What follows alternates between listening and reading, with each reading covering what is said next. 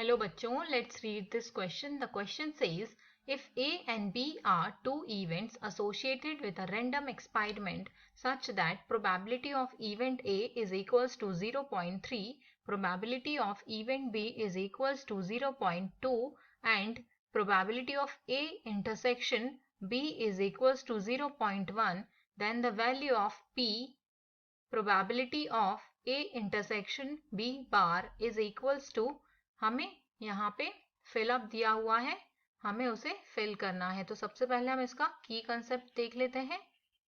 इस क्वेश्चन के लिए जो की कंसेप्ट होगा वो होगा हमारे पास probability of A intersection B bar is equals to probability of A minus probability of A intersection B के इक्वल होता है। तो ये फॉर्मूला हम यूज करेंगे इस क्वेश्चन को सॉल्व करने के लिए। तो हमें क्वेश्चन में गिवन है कि ए एंड बी दो इवेंट्स एसोसिएटेड हैं एक रैंडम एक्सपेरिमेंट के साथ, जहां पे प्रोबेबिलिटी ऑफ ए की वैल्यू हमें गिवन है 0.3 के इक्वल है, probability of event B is equals to 0.2 given है and probability of A intersection B is equals to 0.1 के इक्वल है। तो हम ये फॉर्मूला यूज कर लेंगे, that is probability of A intersection B bar is equals to probability of A minus probability of A intersection B।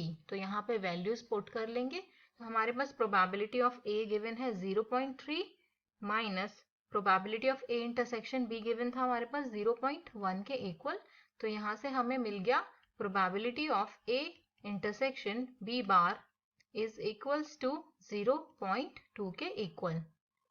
तो यहाँ से हमें फाइंड आउट करनी थी the value of probability of A intersection B bar is equals to 0.2 के equal हो जाएगा। So this is our answer. Hope you all understood it well. Best of luck.